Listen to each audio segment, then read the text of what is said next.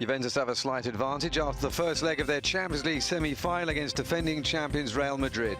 The opening stage in Turin were played at a frenetic pace, with host Juve taking a deserved 8th-minute lead through former Real forward Alvaro Morata. Cristiano Ronaldo equalised for the Spanish visitors 20 minutes later with his record 76th Champions League goal, but Juve will take a 2-1 lead into next week's second leg in Madrid thanks to a Carlos Tevez penalty after the break.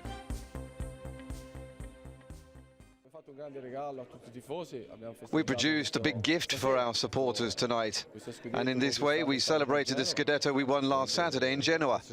I think the club will be very happy with the result and very proud of the job because they worked hard to build up the team. We have still a difficult game ahead of us, but we are now going to Madrid more self-confident about our strengths. We played an excellent game, and because we won it 2-1, I think we are close to our dream of reaching the final. After a bad result, the only thing to do is stay calm and stay together.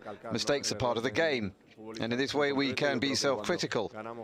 We didn't do a good job, not at the group level or individually, and the only thing to do is to work together to make it better.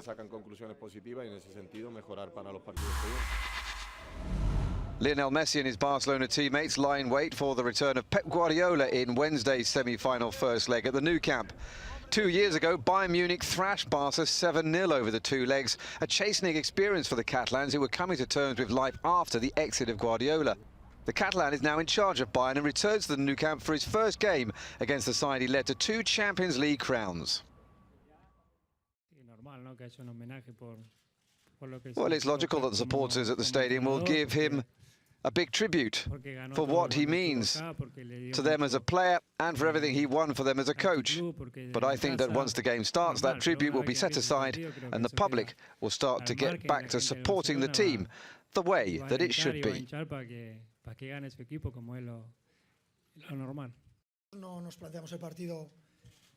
We're not facing this as a match against Pep Guardiola that we must win. We face it as the semi-final of a Champions League against Bayern Munich, an historic team and one of the best in Europe.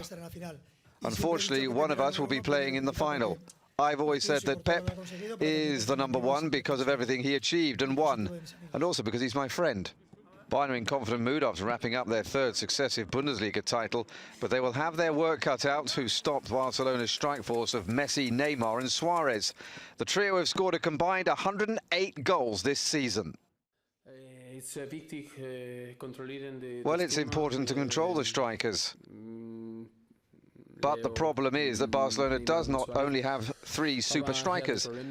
They have great players in midfield too. And it will become very difficult to stop them as well.